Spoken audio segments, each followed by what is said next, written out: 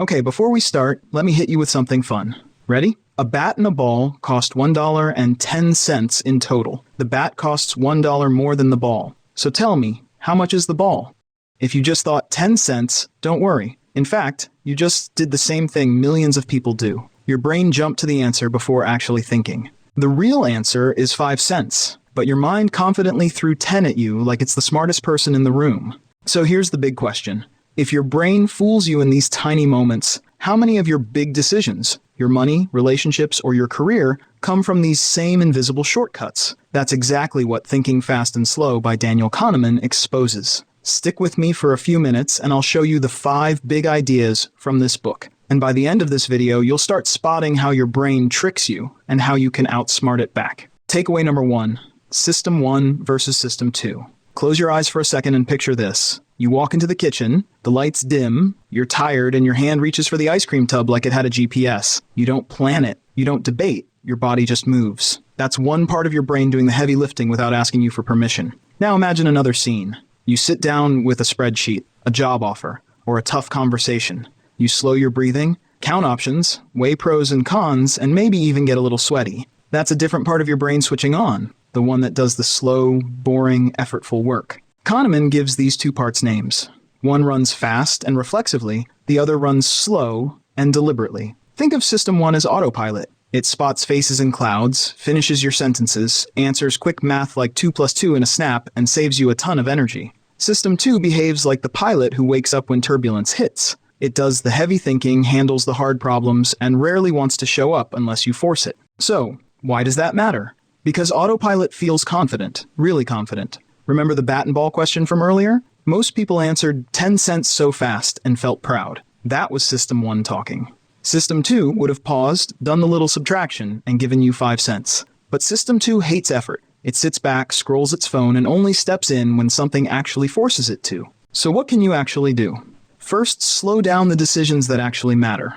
Not all of them. Just the ones that can change your money, your relationships, your health, or your long-term happiness. When you feel yourself reacting instantly, that's usually System 1 sprinting ahead. Just pause for 3 seconds. Seriously, 3 seconds. That tiny pause gives System 2 enough time to wake up and go, hold on, do we actually want to do this? Think about it like upgrading your phone. System 1 gives you speed and convenience. System 2 brings security and precision. Use both, but don't let the flashy speed handle your life's important downloads. And if this is making sense so far, go ahead and like the video and subscribe so you don't miss the next breakdown. Alright, let's keep going. Takeaway number 2. Cognitive biases, anchoring, and representativeness.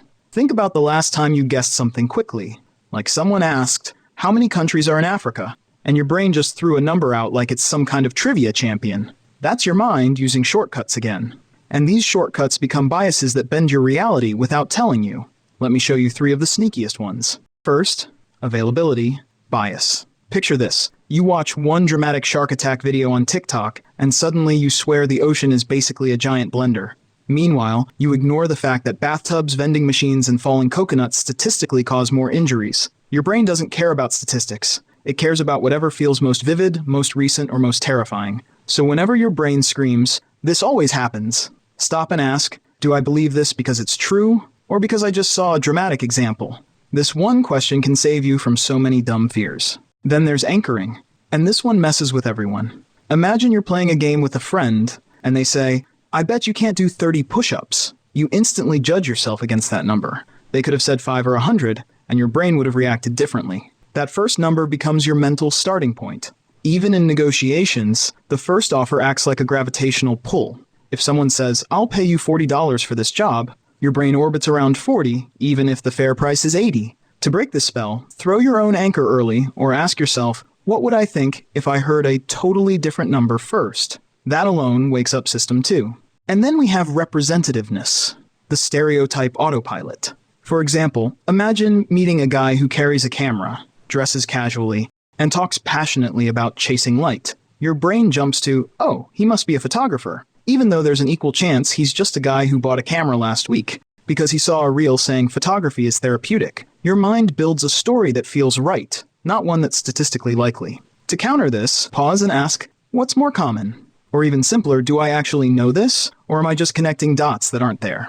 These biases shape what you fear, what you buy, who you trust, and even how you judge yourself. The trick isn't to eliminate them. That's impossible. The trick is to spot them swirling around your thinking like little cognitive gremlins. Takeaway number 3, loss aversion. Let me show you something about your brain that's honestly hilarious and frustrating at the same time. We love winning, but losing hits like a punch straight to the soul. Psychologists actually measured this. A loss feels about twice as painful as an equivalent gain feels good. Back in 2007, an economist studied how London taxi drivers reacted to good and bad days. Here's what he found.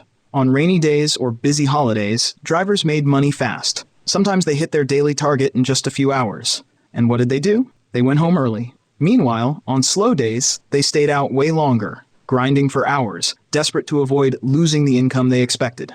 It's backwards. They should work more on good days when every ride pays more and take breaks on slow days. But their brains cared more about avoiding a loss than maximizing a gain. Loss aversion literally cost them thousands per year. Think about sports too.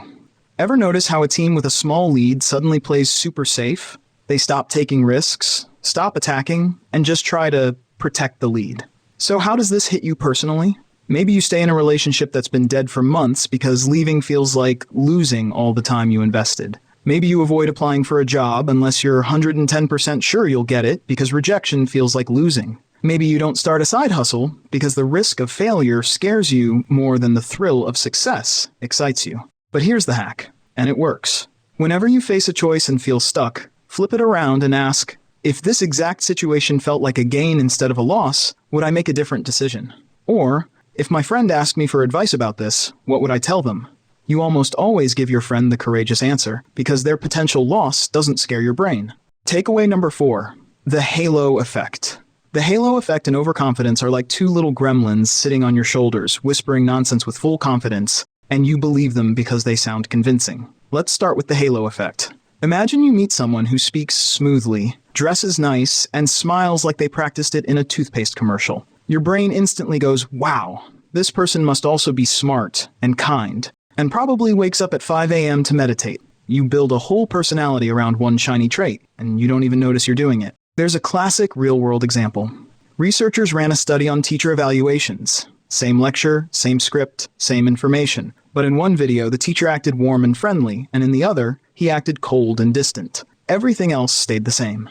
Students rated the warm version as smarter, more knowledgeable, better prepared, even though the content never changed. Now let's talk about its partner in crime, overconfidence. Humans love certainty. We'd rather be confidently wrong than uncertain and accurate. One wild case study comes from financial traders. Researchers found that traders who felt the most confident in their predictions weren't the ones making the most money. They were usually the ones losing the most.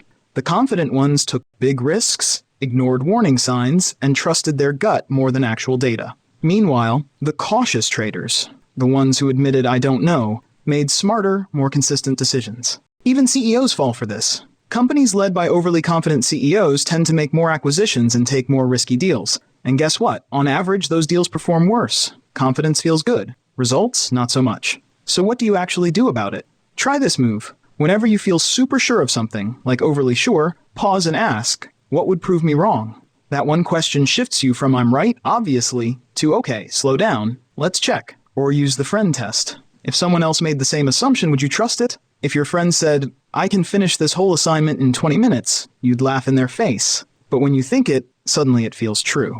Takeaway number 5, the remembering self versus the experiencing self. Kahneman basically says you don't have one self. You actually have two. One that lives your life moment by moment, and one that remembers it and tells the story afterward. And the one that remembers is the one making all your decisions. Think about a vacation you went on. Maybe the first few days were amazing. Great food, perfect weather, laughing with friends. And then on the last day, your flight got delayed, you lost your charger, and you stepped in something, hope it wasn't dog poop.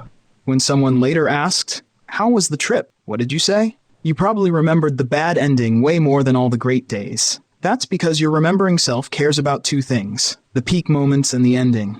It doesn't care about the duration or the total hours of happiness. Imagine you go to the gym and crush your workout, but at the end you pull a muscle or trip on a dumbbell. Suddenly your memory of the entire workout shifts. You tell your friend, "Man, today sucked." Even though 49 minutes out of 50 were great, the ending hijacked the narrative. The remembering self decides future choices. It decides whether you take another trip, go back to that restaurant, try that workout again, or date a similar person. The experiencing self only lives life. The remembering self steers it. So how do you use this in real life? Engineer your endings. If you want to build better memories, don't try to make the whole experience perfect. Just end it well. End your day with a small win. End your workout with something you enjoy. End a tough conversation with one moment of clarity or kindness. The ending becomes the memory. And if something goes wrong in the middle of an experience, don't panic. The remembering self won't care if you give it a strong ending. If the finale feels good, the whole story feels good.